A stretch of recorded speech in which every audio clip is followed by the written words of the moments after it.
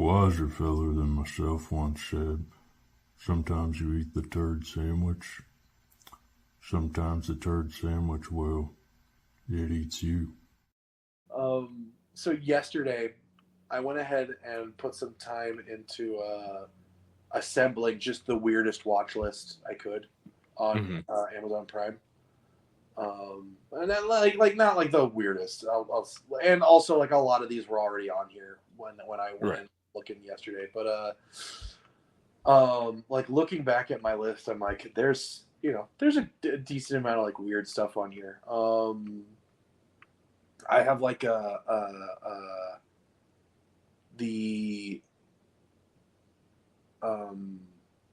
what am I trying to say here? Okay. I have an animated adaptation of Gulliver's Travels from 1939 on my list. It was done by Max and Dave Fleischer, the guys behind Popeye and Betty Boop. Yeah. And it was like, this is, from my understanding, the second like full feature-length animated film to ever be made in the United States. Oh, dang. With the first one obviously being Snow White and the Seven Dwarfs. But like Fleischer was, they got this out the door like 2 years after Snow White, if I'm not mistaken. Because I think Snow White was 37, if I'm not mistaken. So this coming out in 1939, like, yeah, it was like right behind Snow White. Yeah, I'll watch that eventually because as longtime listeners know, I'm a cartoon nerd. I like cartoons, and I've been on a very long journey to watch as many cartoon movies from around the world as I can. I'm trying to give myself just basically a history and cultural education through animation. Yeah. It's been an interesting ride this past like 5 years of doing this. I have a movie called Fire and Ice from 1983 on my list. It looks like a Ralph Bakshi joint a little bit, but like more coherent. Yeah, let me click on it real quick and read the description. Oh, here we go. Here's the description. It began as a once-in-a-lifetime collaboration between two of the greatest icons of the fantasy genre, controversial animator Ralph Bakshi and legendary illustrator Frank Frazetta. Oh, Two men who love drawing. I've heard of this because of. Yeah, I was gonna say I heard of this because of Frank Frazetta. Like they, I think comic-wise, they made like a recent reboot of this or something. Let me see. Really? Pretty sure. Yeah, so I'll watch. Sometime the past year or two. I'll watch Fire and Ice eventually.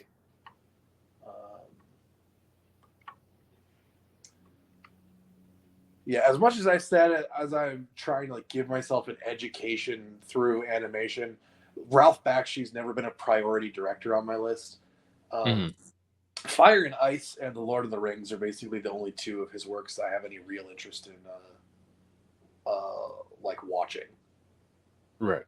I also have The Last Unicorn on my list. That's a Rankin Bass joint.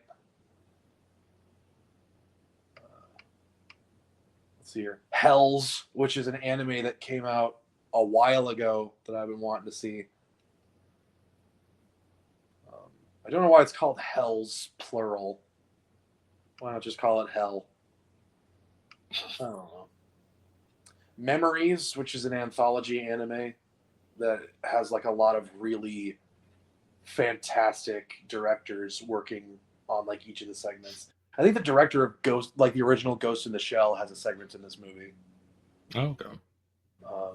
So that's cool. Like it's like looking at this preview playing in front of me now, it's gorgeously animated in general. Yeah. This one's not animated, but I have The Beastmaster on my list. Nice. It's a cheesy 80s fantasy movie. Soul Station, which is the animated, I want to say prequel to Train to Busan, I think.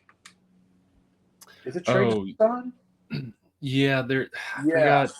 I don't know if there's a Train to Busan sequel or prequel. I don't know if it was called Soul Station though. Let's see. Well, in the description here, it says the animated prequel to the box office record breaker Train to Busan, and the latest from director Yeon Sang-ho.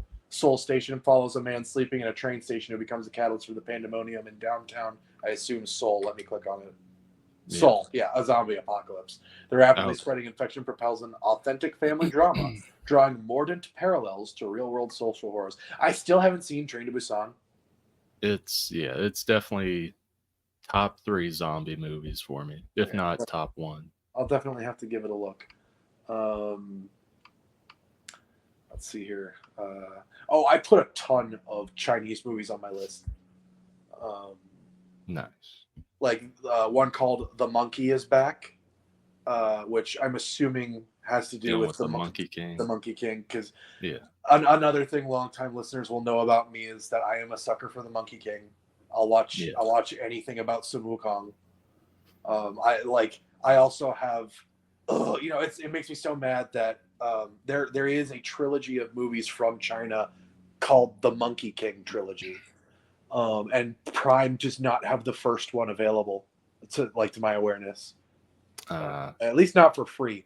So I have the Monkey King 2 and the Monkey King 3 on my list from this trilogy, but I don't have just the Monkey King on my list, which is frustrating. A movie called Dwarves of Dragon Mountain, which looks like a sci-fi original. Yeah, I'm now going through the most recent thing I used was Max. I'm going through my watch list. I'm trying to see if there's any animated stuff. Oh, at the bottom there's animated stuff. There's some Ghibli stuff at the bottom on my watch list. Aside from that, I think Primal. Eventually I'll get around to Primal. Oh, dude, Primal's so good. What else?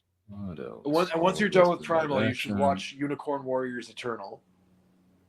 The Peanuts movie is on my. Oh, I still want to see that. I've been meaning to see that one. Yeah. And then the last one I see here is Fantastic Planet. So I don't have a lot of animated stuff on here, but there's some. Fantastic Planet's been on my list for a while. Yeah. Oh, yeah. I think right when I got Max like a few years ago, I think Fantastic Planet was one of the first things I put on there, and I still haven't watched it. Same. Like ever since my sister gave me the password to her Max account, and I made a profile, Fantastic Planet was one of the first things I put on, and I still last year, and I still haven't watched it. Yeah, and I got a feeling I'll like it because a lot of people, whenever I finished Scavenger's Reign, I talked about that before. I really liked the first half of that show. Pretty much loved the first half. Then the last half, it drops off a decent bit. But it's not bad. But a lot of people said, because I was looking up, okay, what are some things like Scavenger's Reign? Because it feels different. I like it. Not really, not just animation style, but just story-wise. I like what they're doing here. And one of the first things was Fantastic Planet. I was like, oh, okay. Well, that just bumped me watching Fantastic Planet a lot sooner then. Well, since you're looking for stuff like Scavenger's Reign, let me give you something to look out for next year then real quick. Okay. There's a show coming to Adult Swim next year called Common Side Effects. And they have a 6-minute preview for the show on their YouTube channel. Okay. I believe it's from the same guy who did Scavenger's Reign. And it's executive produced by Mike Judge and Greg Daniels. Oh, okay. So which is so comedy? Weird because it feels nothing like things that those two have made. Those are Mike Judge and Greg Daniels were the creators of King of the Hill, and this show does not based on that 6-minute preview, it does not feel like King of the Hill. Yeah, is it a comedy since Mike Judge is attached, or? It feels like a blend. Okay. It feels a little bit like it's not going for a specific genre. Okay. There are in that 6-minute preview, there were definitely lighter and funnier moments, but it doesn't quite feel like it's trying to just be a comedy. Okay. Yeah, I might watch the preview. It feels like there's no specific genre associated with it, Right. which is good. Yeah. I want more stuff like that. I want more things made these days without regard to genre. Yeah. Because genre is a marketing tool. It's something you're supposed to attach to your story after it's complete. Excuse me, so that you know how to categorize it, like when it's done and who you're selling it to. But like, I want more stuff that doesn't have a genre. I want more stuff that just is what it is. Yeah. And based on those 6 minutes, it feels like that's what Common Side Effects is going to be. Okay. Yeah, I'll have to watch that. But yeah, I do believe it was created though by the same guy who did Scavenger's Reign, if I'm not mistaken. Okay. Yeah, I'll watch the preview. Yeah, regarding upcoming things I'm going to try to watch. Let me see. This has been on my list forever. I just want to watch it because like I like the filmmaker a lot. The Girl with the Dragon Tattoo. Still haven't seen it, but I've always heard it's great. A great movie. So I might try to see that next week or two. And then me and a couple of friends, Lawrence of Arabia is like going to be in theaters for a couple days this coming weekend. We're going to try to catch that. And I've been holding off seeing it. I've been wanting to see Lawrence of Arabia for years, at least like 2 or 3 years, if not longer. But it was always one of those things where I guess this is just like a modern day issue where I'm like, can I just like sketch out just a 4-hour block, like no phone in hand, none of that, where I can just attentively watch something for 4 hours. And it kept getting pushed back because it was always like, no, I cannot. And then like 2 months ago, I was like, okay, I'm finally in the mood to watch a 4-hour movie without my phone in hand or any distractions or anything.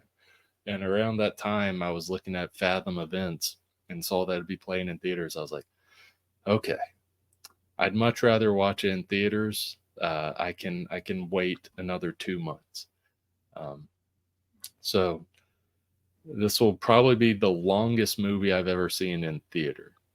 I don't think it's the longest movie I've ever seen. Maybe it is. I'm not sure. But it'll definitely be the longest I've ever seen in theater because I think it's like 4 hours and 8 minutes or something. Jeez. But yeah, it's a big, grand epic. That's back in the day when it's like, just editing. What is that? Yeah. Put it all in. It's like filmed it. Put it in. Yeah, they're like, no, like let the scene breathe out. Let's show him walking over there. Let's show him walking from here to over there, and it's all a minute or two.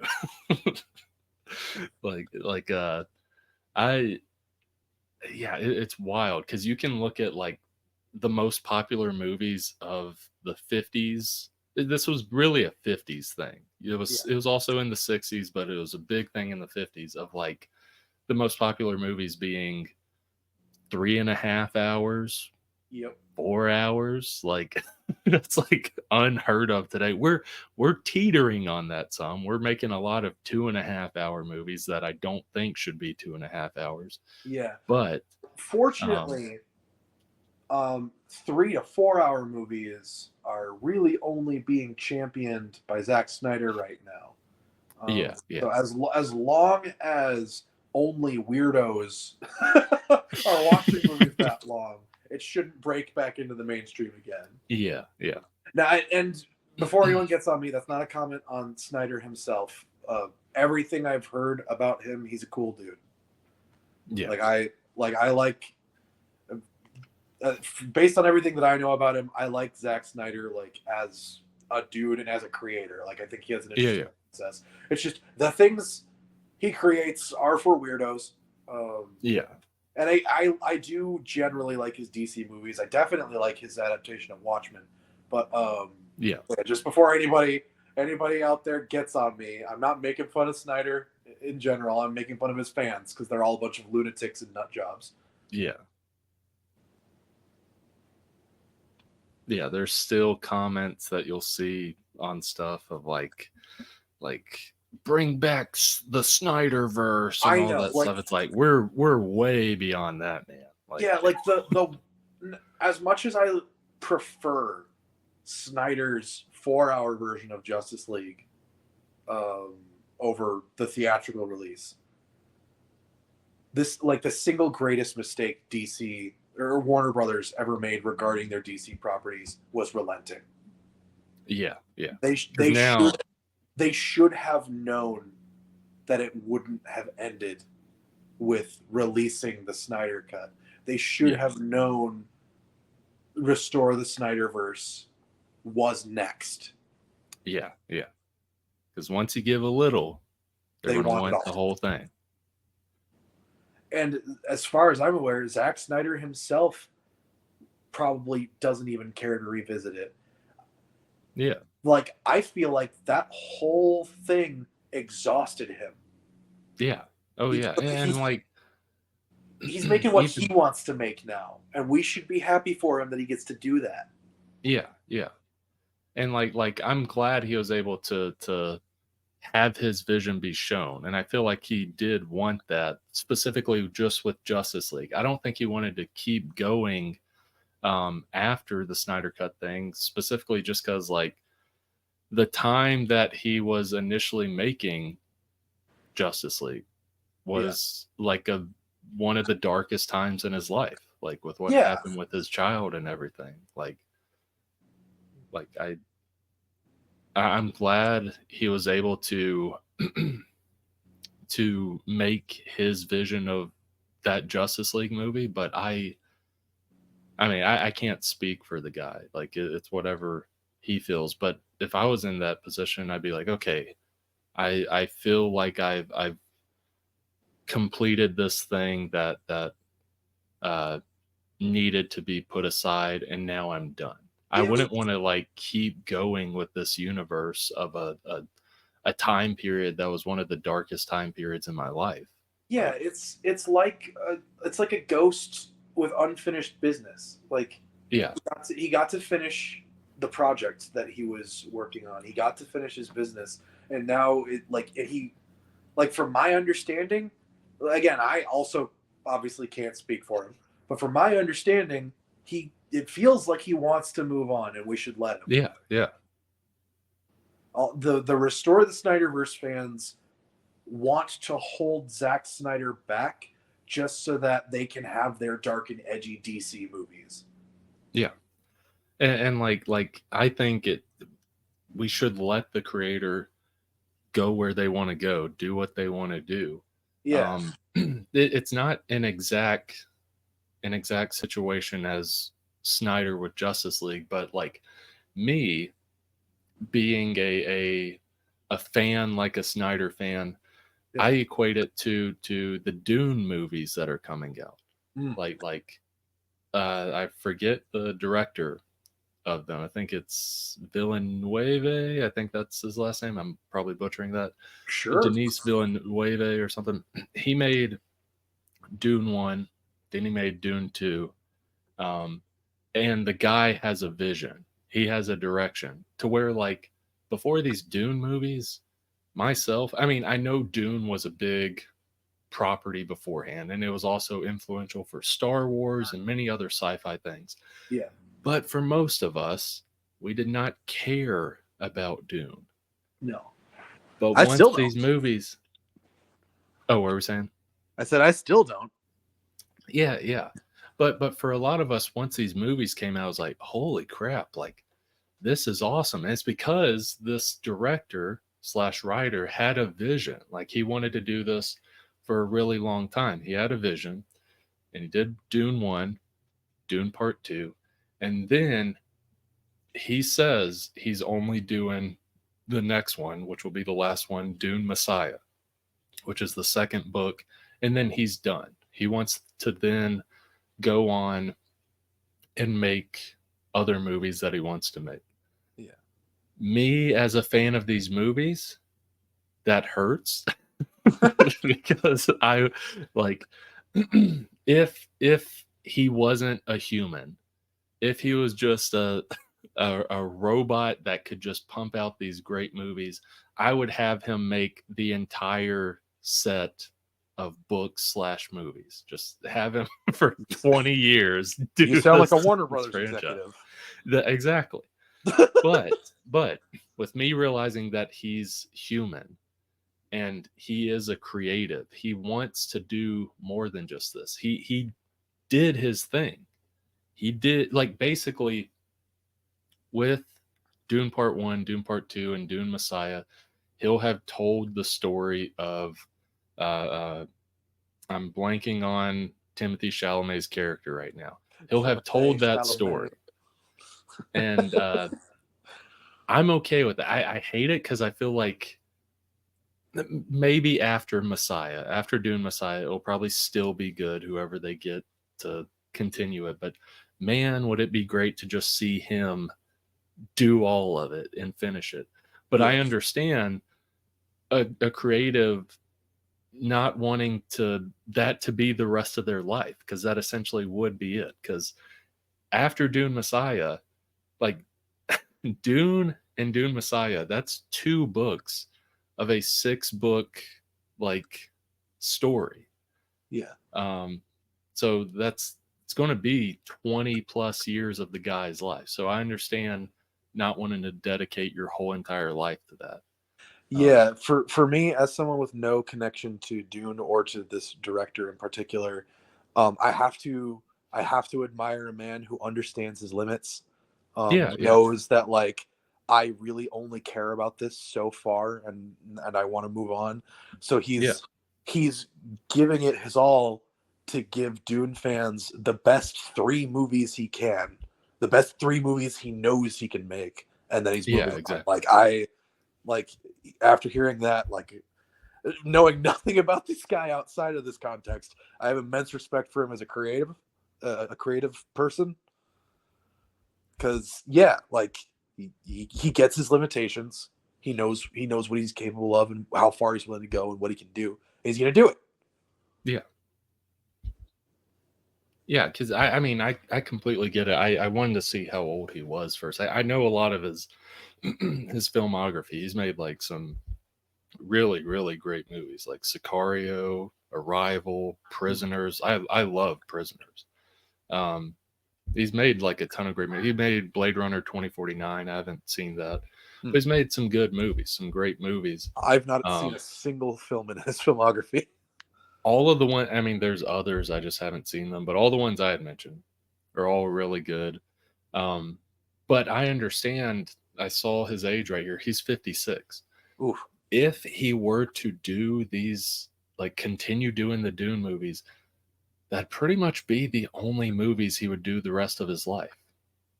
And he might die in making the last one or the second to last one. Like age-wise, in how these movies come out, sort of thing. Yeah. So, like, yeah, I wouldn't want like the last 20 years of my life to just be the guy who makes the Dune movies. It's the last day on set on like the penultimate movie in the Dune series. He puts his hand on Timothée Chalamet's shoulder. He says, "Timothée, how long have we been doing this?" And Timothée says, 20 years, master. Why? And then the director says, "I'm an old man now, Tim. Yeah, it's up to you now." What? And then you'll like, direct the final film. You won't get this reference, but then he challenges Timothée Chalamet to a blade battle, and he raises his dagger up, and he's like, "My sword, or may my knife chip away at your arm." I can't even remember what the phrase was. It was cool in the movie. I don't remember it though. But basically, they have a knife fight, and Timothée Chalamet is very reluctant to do this because it's a 78-year-old man trying to stab him and force him into a knife fight. I'm gonna be honest with you, Brandon. When you said that I wouldn't understand the reference, I thought it was going to be something like a complicated premise from Dune. You could have just said it was going to be a knife fight. Yeah. Like, I was trying to remember the specific. I know. Here. I was trying to remember the specific dialogue and quotes, but I couldn't remember any of it. Like, a shocking number of our jokes end with some form of fight or wrestling match. Yeah. But, yeah, that would have, if that was the end of his legacy. He's made almost all the Dune movies and then has to challenge Timothée Chalamet to a blade battle. Famed actor Timothée Chalamet arrested after murdering his director with a knife. I'm to carry on his legacy. I'm supposed to direct the next one. This is what he wanted.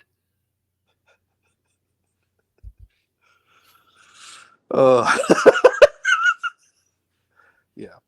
But yeah, no, like but going back to Snyder, like now I have like -5 interest in Rebel Moon, any version of it. Yeah, same. But I am interested in that Twilight of the Gods thing that he's doing with Netflix. What's that? It is an animated adaptation of Norse mythology. I don't know what parts of Norse mythology, but it's so like literally everything I just listed there. That's a sign me up for Teo. That checks all of Teo's boxes. That ticks literally every box. Animated series, Norse mythology, Zack Snyder, like LFG. Yeah. Yeah, and I don't hate Zack Snyder. We both like at least some of his stuff. Yeah.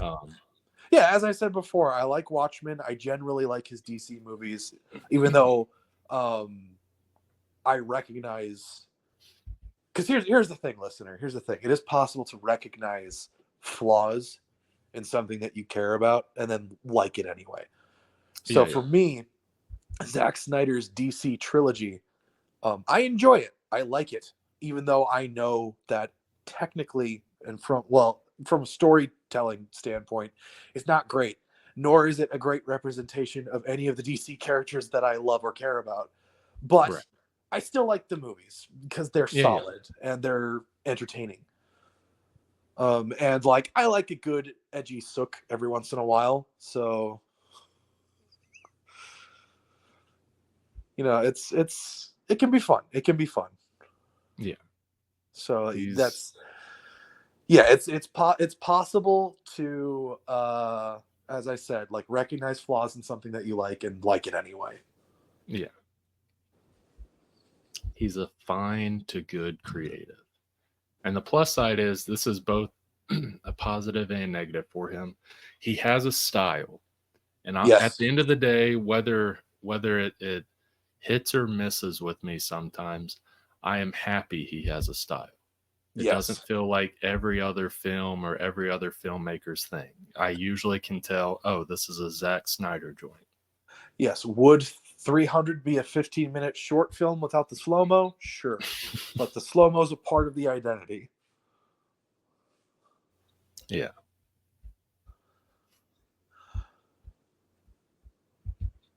Yeah, but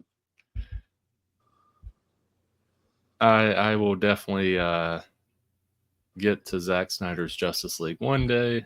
Have you still not seen it? I still haven't seen it. It's when it came out, it was much higher on my list. Yeah. As time is passing and as none of this matters anymore, it has fallen a lot on the list. Yeah. Yeah. If you ever do get around to it, I think I've recommended a way to watch it to you before if you don't want to do the whole 4 hours in one go. Basically, watch it like it's 2 movies, and right when they're about to go dig up Superman's grave, pause it, cut it off for the night, go to bed, do whatever else you're going to do, and then pick up the rest of the movie from there the next time you sit down for it. That's my recommendation. Yeah. Basically, I'll when the League is like, we're gonna bring Superman back to life, leave that as your cliffhanger. Yeah. I'll likely do that. I think right now I'm just like, I'm not burnt out, but I'm very just like numb and kind of tired of superhero movies right now. Where like, not that I don't want to see any, but it's more like I want to take a good little break. Yeah, from these. that's what I had to do last year. Yeah. Oh, I've been doing it for a while, but the feeling is still there. Oh yeah, yeah, and we've talked about my weird endurance. I think it's I've considered this possibility for a while. It's possible that like I have like neurological conditions, but oh, this is something that I've actually talked about with my family at length. Like it's possible. Honestly, it's possible me and my dad both are like neurologically atypical. But but I have a really weird endurance when it comes to like things that I have decided I care about. So so for me it's like I'm willing to stick with this stuff way past the point of it being healthy. Yeah. So like for me, all I needed was a couple months off when I was starting to feel burnt out. And it wasn't even the movies themselves that were burning me out. It was the discussion around it. I've talked about this before. I'm not going to go into it again. I think yeah. That's a big thing with me, as well as like, I don't know, it's various stuff. It's quality of these films, discussion behind it, both positive and negative. I will say there's positive discussion that I've seen with some of the films that, like, not saying you have to bash a film, but sometimes I don't get why everyone loves a film. Yeah. So next week, I'll obviously we'll have the opportunity to review Deadpool and Wolverine in depth since we'll both have seen it by then. But but then once that passes, I know this channel is called Dismay Comics, but comic books are more than just superheroes. So obviously, as we've demonstrated here, we talk about a lot more than superheroes. So man, and like when it comes to discussing this stuff, if you ever need a break from talking about superhero stuff, just let me know and we'll talk about something else. No, I have no problem talking about superhero stuff. I think my my hype of superhero stuff is no longer or not as strong as it once was. Yeah. And you know what? That is natural, because the thing is, like, I don't get hyped up for the movies anymore like I used to. The thing is, like, you get caught up in the cultural event of it, and like the movies were a cultural event for a while. But now that they're like just kind of this mainstay, it's like, okay, this it's the next one. It's as common an event as the comic books are now. Yeah, that's true. It's you get one of these every once in a while, and it's like, okay, here's another one. Yeah. It's not the big event of the year like it was even back when Endgame was coming out. Yeah. It doesn't have to be. No. But it's okay. It's okay for the hype culture to have finally died down, and we're not stuck in this endless roller coaster of, oh my god, the next one. Yeah, to where I feel, even though there was a bunch of spoiler stuff with Deadpool and Wolverine, there's other examples than just this movie, but like used to, I felt like I had to see it opening night. Like it had to be. Whereas this one is like, no, I can wait a week. I probably could have waited 2 weeks, but I finally found some time. But it'll be 2 weeks by the time I get around to it. So I'm in very much the same position. I mean, heck, I haven't even seen Deadpool 2 yet. I still haven't seen Deadpool 2. Yeah. So like it's I've been thinking like, oh, maybe I should sit down and watch it sometime this week. But the thing is, like, I don't know how long it is, and like I don't want to sit down to watch it one night. It's like 2 hours. Yeah.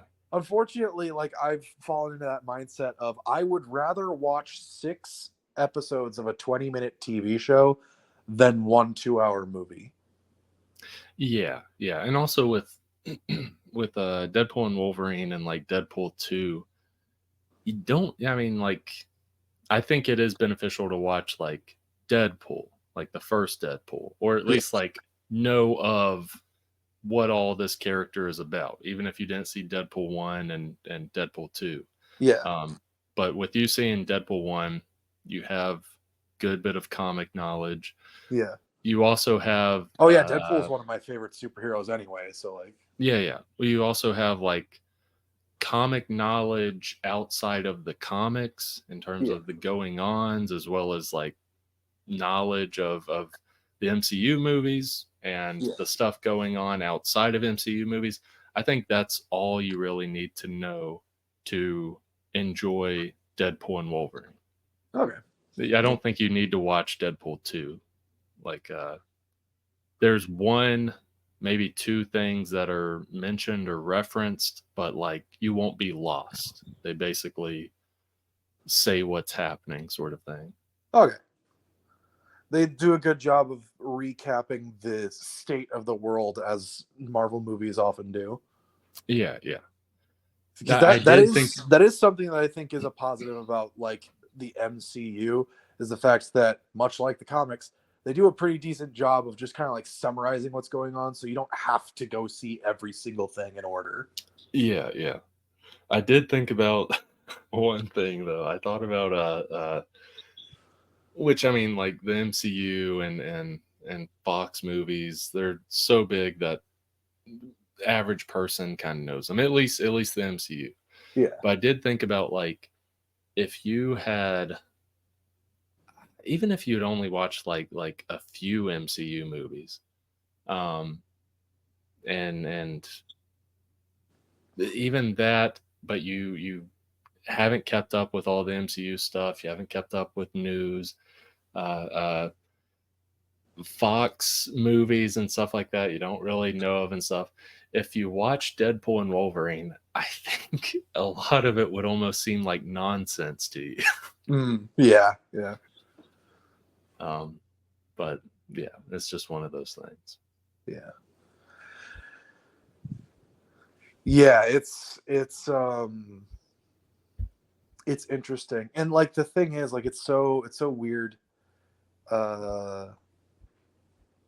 It's weird to like have this massive like movie mega franchise that now spans multiple film studios, like not just one, but Yeah.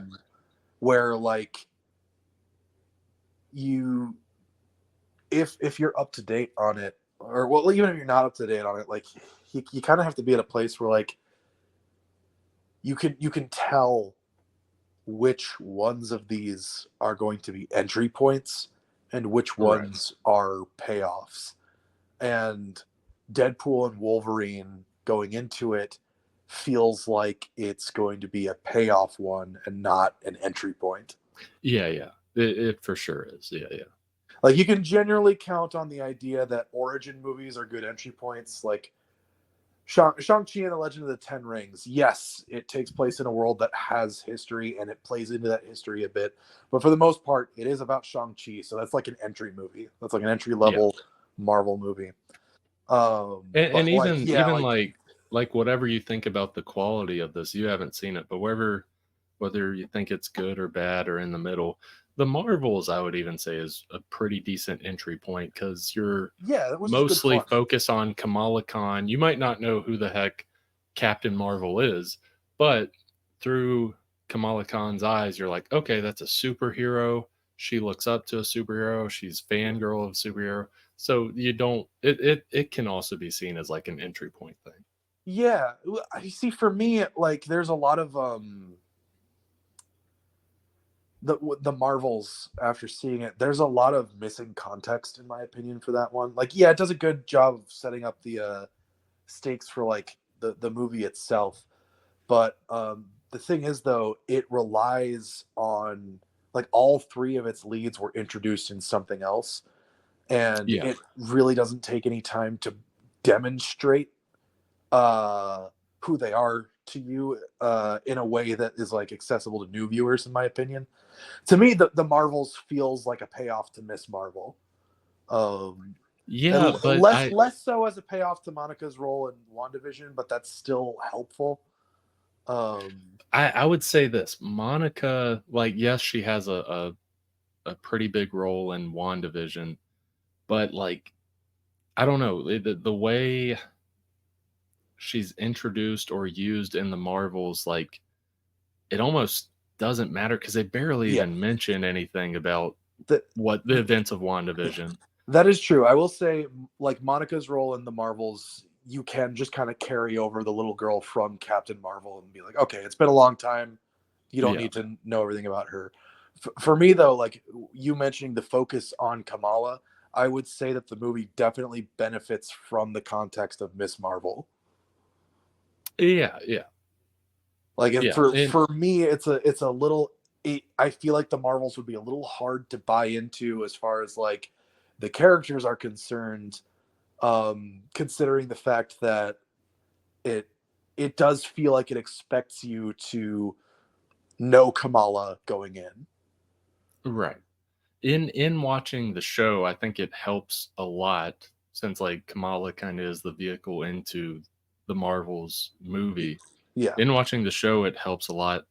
But I think the first like 5 to 10 minutes, you kind of get a decent feel of her character for what it serves in this movie. In terms of personality, like full on personality and everything, watch the show so you can get a deeper understanding. But the first 5 to 10 minutes, it shows like, okay, she's somewhat hyper energetic girl who is a fan of superheroes and this pop culture stuff. She's a fan of Miss Marvel, and then boom, okay, she's introduced to Miss Marvel. Okay, so let's see how that goes, sort of thing. Yeah, I kind of forgot how much Kamala the Marvels opens with. Yeah. You mentioning all that just now reminded me, like, oh yeah, it does kind of give us a little bit of a primer on her. Because I actually did like, from what I remember, I did like the opening scene with her because it's like that animated thing going on with her they doing carried her over drawings that and thing stuff from the show. Yeah. I liked that because it's fun. Like you see, the thing is, like, it's the shared visual elements that help with this world too. I know that a lot of the time it leads to especially with early MCU stuff, it leads to it feeling like kind of dull and samey. Yeah. But like more recently, as they've been getting more experimental with certain like visual elements, like, and like how each character kind of has their own signature visuals now. When you think about it, like Kamala has the like the animated backgrounds and like the basically storyboards that follow her around in her imagination. Yeah. And like that's something that's unique to her character and her corner of the MCU, and I think that's really fun. Yeah. And like I would love to see some aspect of that basically just carried with her in every project she appears in. Yeah. Because it's distinct to her, and it's something that like can help her as a character stand out more. And like you'll always know Miss Marvel's in this one if she's got those fun little animations that come with her. Yeah. Oh yeah. But it'll be good. Are you, energy wise, are you tired, or would you want to do the thing I'd mentioned a few hours ago? Oh, what was it again? Coming up with dumb little things for the Kickstarter video. Oh yeah, no, I can definitely keep going. Okay. Yeah. I didn't want to do it if you were getting tired or not. No, I'm good. We can do this. Can be like the last thing that we do for the Yeah.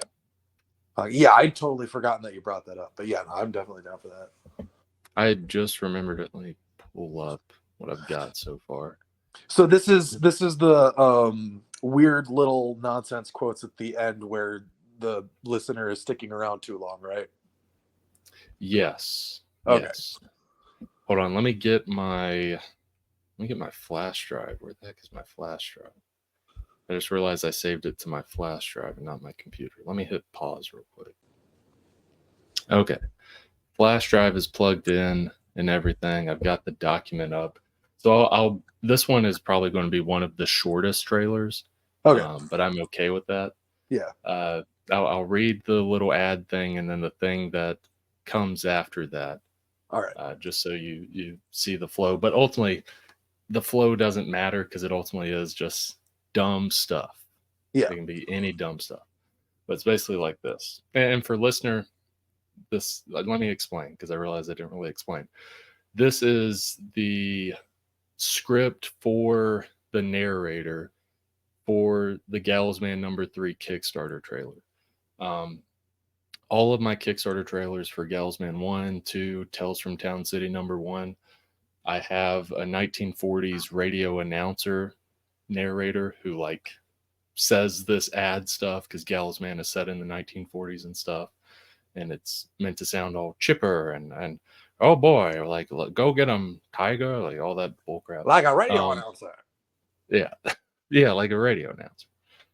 And then at the end, there's usually a brief pause, and then I get him to, like me and Teo most of the time, we get him to say very, very stupid stuff.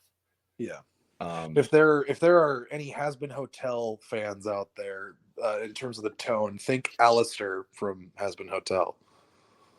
Yes, any Has Been Hotel fans. Yeah, the radio devil.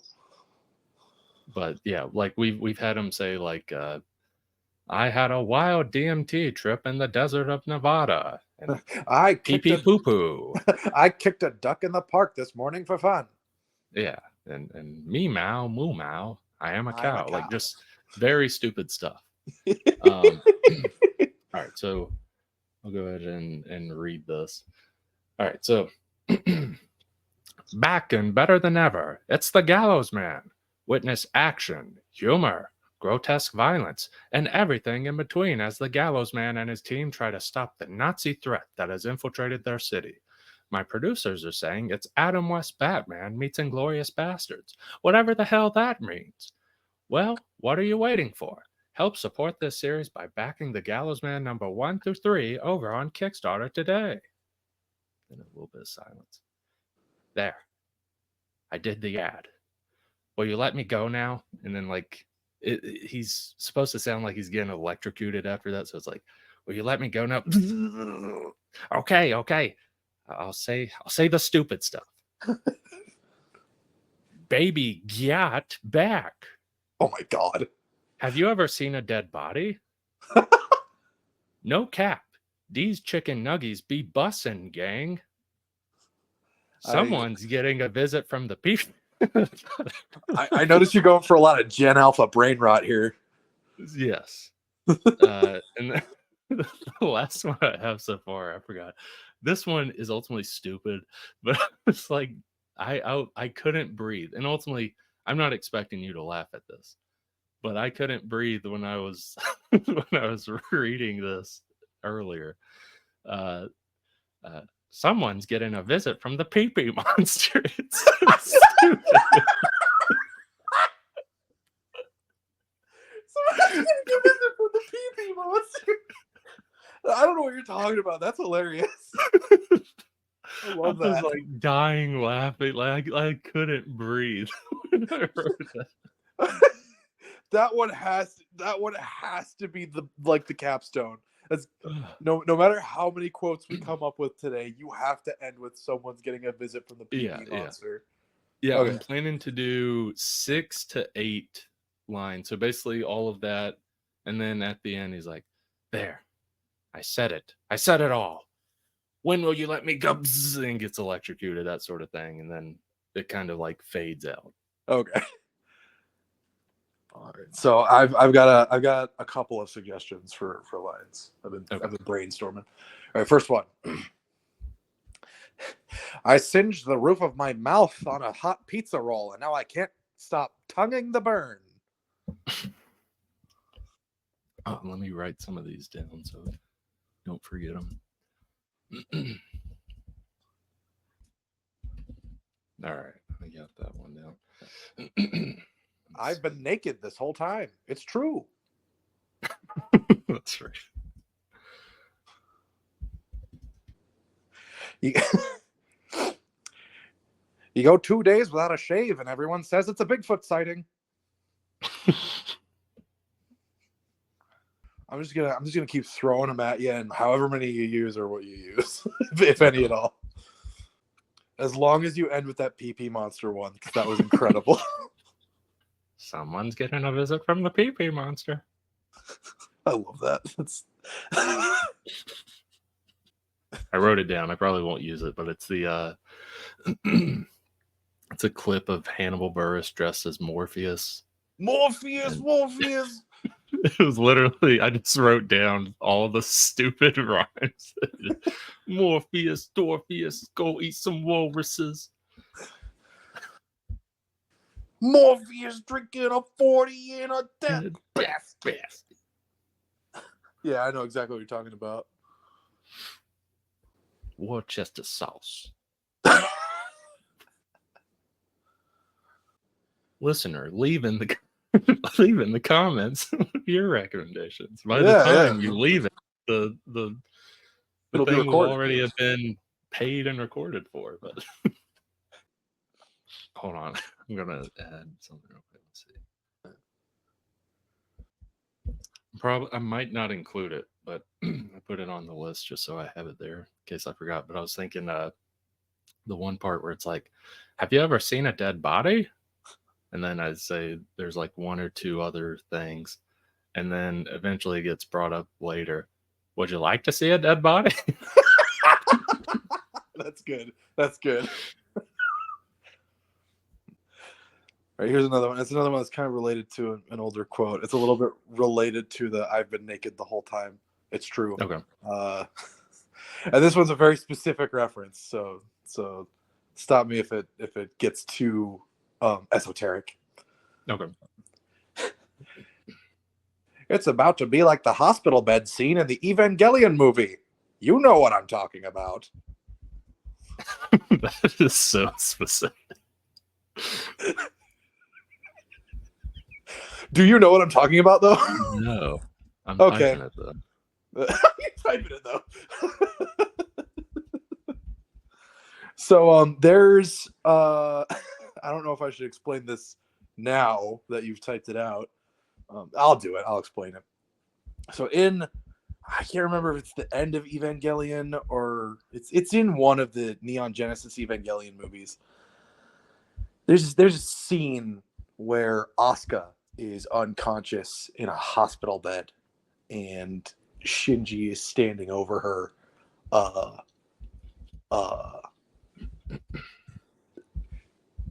diddling himself. Oh, okay. Oh. I didn't know Evangelion went there. Oh, yeah. Oh, my gosh. Evangelion is so horny. It is so sexual. And see, most of it is like either done in kind of an innocent way or it's subtext or it's like just kind of filtered through the lens of like, oh, he's a teenage boy, he's got hormones and he's living like with an adult woman, sort of thing. So it's like, of course he's going to have feelings about that. And then there are scenes where it's just like, yeah, like Shinji just straight up whacks it over Asuka's unconscious body. Like, I think I'm remembering that right. You see, I know Evangelion mostly through reputation. So I feel like I'm remembering that scene right. Cause I haven't seen like very much of Evangelion myself. Yeah. So, but I feel like that's real. That seems like something that would be in Evangelion. Especially if it's the end of Evangelion, that movie. Oof. Again, it's got quite the reputation. There's a meme edit that I sent to the D&D group once where it was I think it was Spike Spiegel from Cowboy Bebop laying in a hospital bed and then like Shinji's shadow is like over him. Yeah. And it just says Shinji no.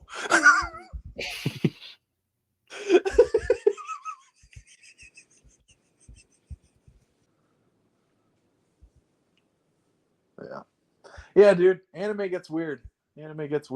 Another equivalently weird masturbation joke based on anime that you could do is like, except this one is very different. It's like it's it's about to be like the table scene from Code Geass. You know what I'm talking about. Except that one is that was a girl doing it.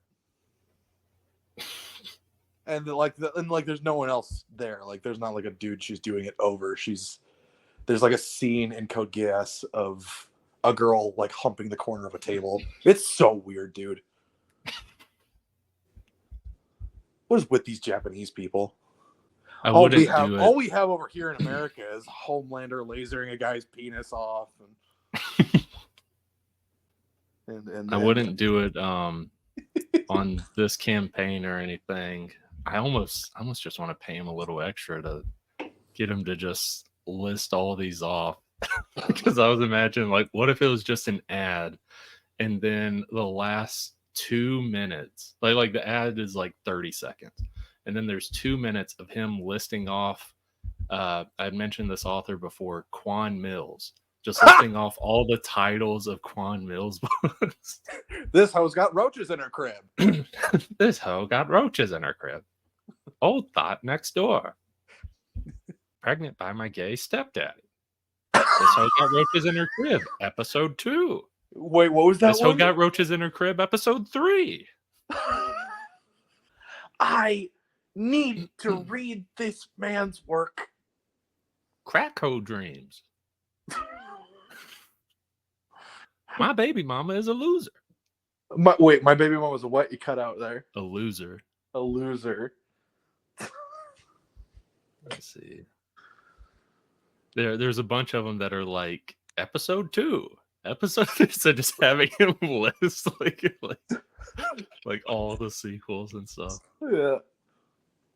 It would be really funny if you didn't have him list the sequels in like right in sequential order with the first one. Yeah. Like have him do like this hoe got roaches in her crib, and then he does a few others, and then this hoe got roaches in her crib, episode 2.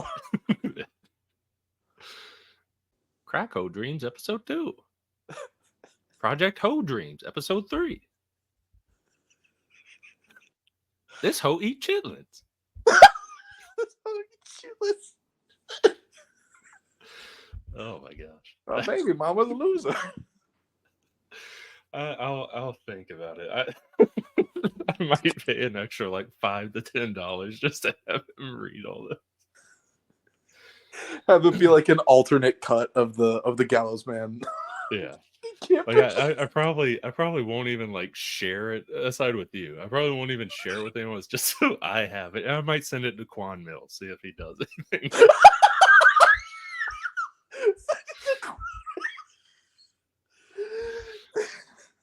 Oh, some of these I have to be careful. I can't keep some of these. There's one or two that have very close. It's not the N word, but it's a slight twist on it. I can't have Mr. Corley saying the N word. Yeah, no, definitely not. Yeah. You want me to record blackmail material?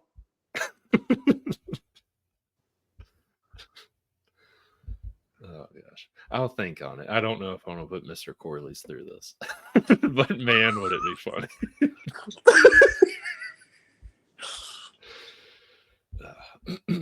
Okay, let me see. How many do I have right now? Okay, let me think of a couple more. That way I can whittle these down later.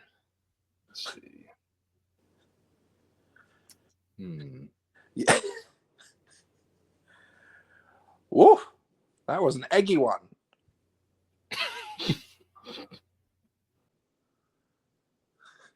Slippity doo, slippity dee. I'm a boy who's got to go pee. Oh, wait. Dinkaloo, dinkalee. I have got to pee. Dinkalee, dinkaloo. I think I might take a poo. You write this down. That's a weird one to write. Let me see. Oh, there's something I was thinking of a second. Oh. Let me see. What are some some shows or movies that are coming out in September or October.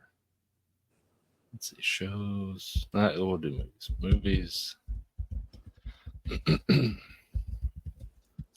out in September 2024. Let me see.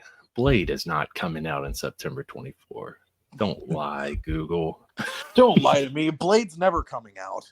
It's never coming out. Let me see. Oh man, there really isn't like anything coming out in September. Dang. Huh. Dang it. I was hoping there was, because I was going to like make up a fake spoiler for it or something. Pooh. You know what is coming out in September? My 28th birthday. Nice. Yeah, I don't like being that old. Okay, Yeah, well here's the real problem. I don't like being that old without like a girlfriend on the horizon. let's say I that. get you. No sign that I won't be dying alone. Oh my gosh, not even anything in October. Okay, I'll scratch that idea. What was the idea? It was going to have him basically give some bullcrap fake spoiler about some big movie. Oh. But the biggest movie of September, October will be Smile 2. That's not even that big of a movie. Oh, no, I didn't even know that was happening. Exactly. See? Dang it. I guess Venom 3. I'm sure everyone cares to not be spoiled about Venom 3. Oh, no, I'll scrap that idea. Okay. I have a decent bit written down here. I will work with these. I will whittle it down and email Mr. Corley tonight. He'll have quite the task. 1995 was a life-changing summer for me. I'll never forget, Terry.